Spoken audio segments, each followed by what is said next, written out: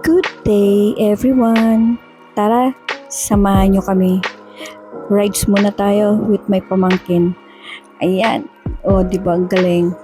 Nasa motorboat na kami. Tatawid kami papunta sa unang island na pagdadaanan namin. Yun. Ang galing nga, no? Kasi hanggang 4 na motor actually ang sakto dyan. Isipin mo, tapos kung babae ka kagaya ko, ay nako, bahala kayo mag-isip pa. I-comment nyo na lang kung yung mga nakakaranas nito at yung hindi nakakaranas, comment nyo, sasagutin ko yun. Okay, kung may mga katanungan kayo. And then, malapit na tayo. Andito na tayo sa unang island na dadaanan namin. Nakakatuwa. Ay nako, naligaw-ligaw pa kami dyan. Isipin mo, ako pabalik-balik ako pero naliligaw pa rin ako dyan. Pero okay lang. Ganun naman talaga. Makakalimutin, naguguluhan ako dyan sa lugar na yan eh. And then, sa haba-haba ng namin papunta sa kabilang port uli, ang kagandahan nito ay makikita mo na ang magandang lugar doon sa dinadaanan sa lugar na yan. Okay? Lugar pa lang yan. Andito na naman tayo sa pangalawang. Yung pamangkin ko natatakot kasi hindi daw niya alam kung saan siya pipwesto. Pero sabi ko, relax lang at umupo ka dyan. Kaya yan, naging okay din naman yung kasi gusto talaga niya sa motor which is hindi ko rin kaya yan. And then, nandito na tayo sa kabilang port at travel na tayo papunta sa destination natin. Actually, dalawang spot lang yung napunta namin dahil itong pamangking ko walang maayos na tulog, o di ba? Minarites ko pa yun. Alam niya na may rides kami, nakipag-banding pa sa mga friends niya, which is okay lang naman. Kasi minsan lang naman siya umuwi at minsan lang din sila mag-banding ng mga kasama niya. Nakikita niyo ba yung paligid ng aking video? Diba? Napakaganda. Lalo na sa personal. Grabe, sobrang ganda. Nakaka-relax talaga itong lugar na to. Kaya yung mga taga 2nd District ng Northern Samar, shout out sa inyo. Alam ko sa inyo, sawa na kayo sa lugar nito. Pero ako, taga dito ako. Pero hindi ako nagsasawa. Kasi sobra talaga maganda at nakaka-stress reliever talaga.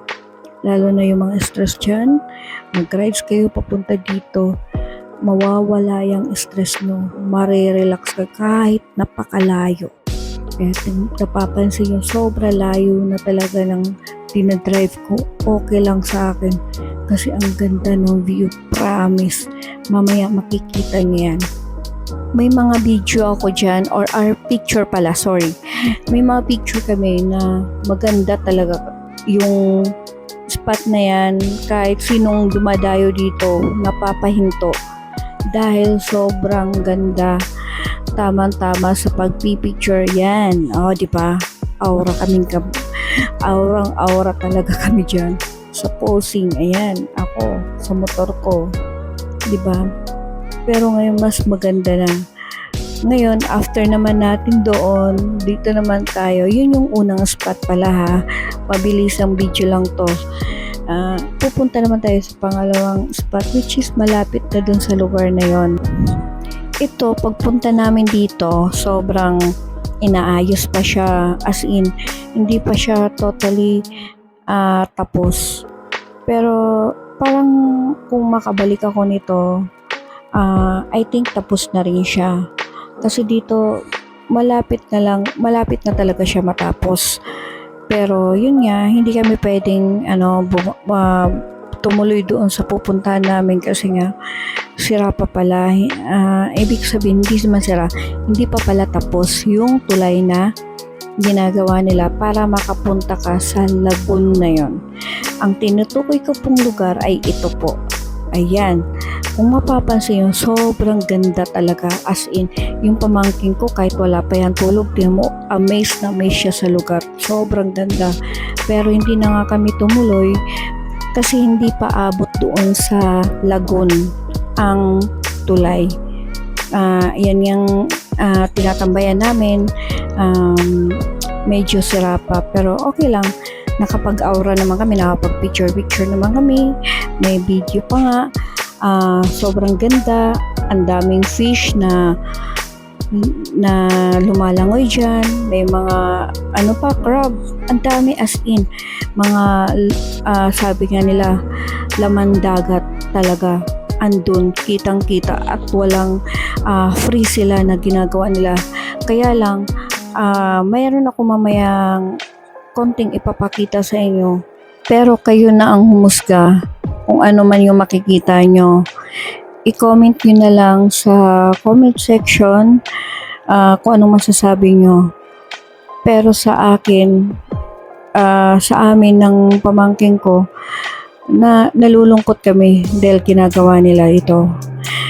Ito po, ayan. Sa palagay nyo, ano pong ginagawa nila? Ito ba ay nakakatulong sa dagat, sa kalikasan, or hindi? Kayo na po ang humusga dyan, kasi ayoko nang isipin. Basta nalulungkot lang ako dahil ito yung nagpapasaya sa akin, yung dagat, yung kalikasan, pero yan yung ginagawa nila. Sa ngayon, kayo na po ang bahala, kayo na po ang humusga, basta i-comment nyo po sa baba. Sa ngayon, hanggang dito na lang po ang aking video. Salamat sa panonood. Thank you for watching. Bye-bye. Papalo na lang po at saka pa-subscribe na lang po. Thanks.